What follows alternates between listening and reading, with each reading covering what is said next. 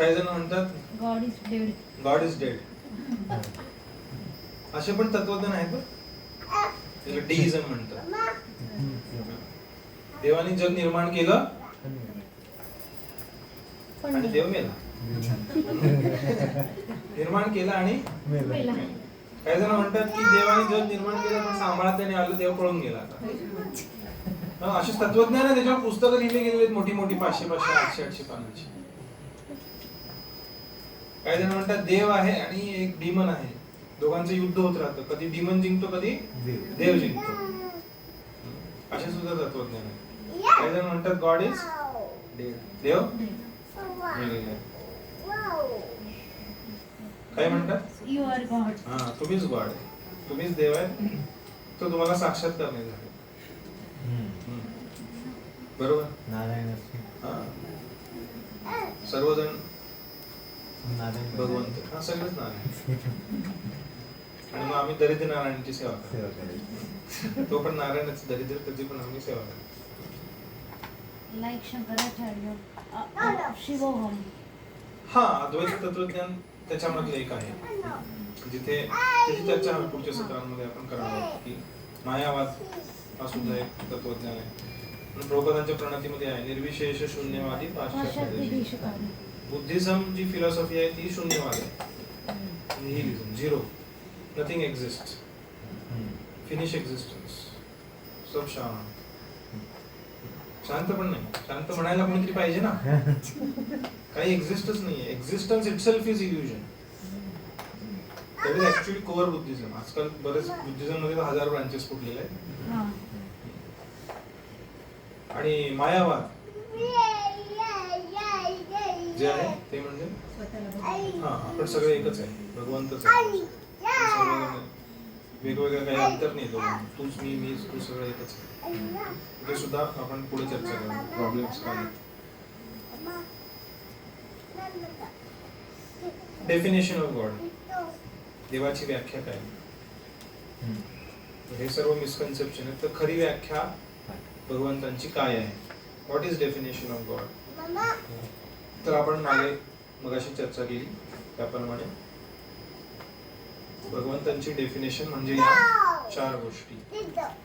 काय, supreme source, सर्वजण म्हणा supreme source, supreme proprietor, supreme controller आणि सुप्रीम एन्जॉयर. सुप्रीम म्हणजे सर्वश्रेष्ठ, सर्वश्रेष्ठ. सोर्स म्हणजे स्रोत, सर्वांचे स्रोत, सुप्रीम सोर्स. आपण सुद्धा सोर्स आहोत. एखादी माता म्हणू शकते की या मुलाचे सोर्स मी आहे, माझ्या गर्भामध्ये याची वाढ झाली. तुझी वाढ कोणाच्या गर्भात? स्वतः थोडी बनवलंय आपल्या शरीरात. गर्भामध्ये वाढ आपण कुठं करतोय? कंट्रोलर. काय कंट्रोल करतो? माता काय कंट्रोल करते? अर्भक गर्भामध्ये असतं. आपण वाढवतो गर्भाला पोटामध्ये. With all respect to mothers, पण आई नाही वाढवत गर्भाला, भगवंत वाढवतात.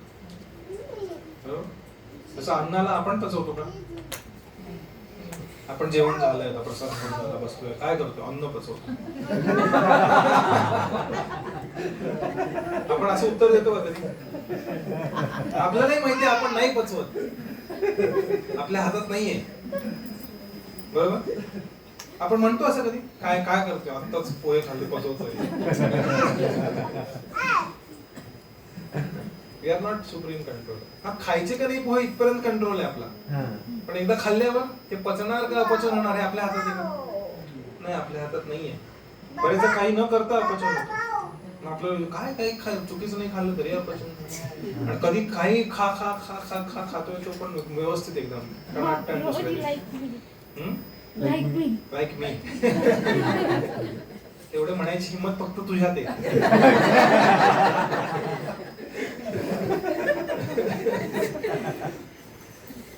समझदार को इशारा. सुप्रीम सोर्स आहेत भगवंत, सगळं भगवंतांकडनं येतं. प्रभुपादांना एकदा एक खूप मोठे कारखानदार भेटले होते आणि त्यांचा कारखाना होता काच बनवायचा. Glass factory. काच कशापासून बनते माहिती? Sand sand. वाळूपासून बनवतो. ते कारखानदार प्रभुपादांशी बोलत होते, म्हणून आमचा कारखाना आहे, आम्ही काच बनवतो आणि असं तसं तसं तसं खूप सांगायला लागले. प्रभुपाद म्हणाले तुम्ही चोर आहे. त्याची वृत्ती तशी त्या पद्धतीने बोलत होता की आम्ही हे करतो, आम्ही ते करतो. प्रभुपाद म्हणले तुम्ही चोरीचं काम करता. चोर नो नो नो, सगळं आमचं लिगल आहे म्हटले. गडबड काही नाही आहे सगळं. नाही तुम्ही काच बनवता म्हणता, कशापासून बनवता काच? वाळूपासून. वाळू कुठून आणतात? हा इकडून तिकडून, समुद्रातनं, नदीतनं, गावातनं, इकडून.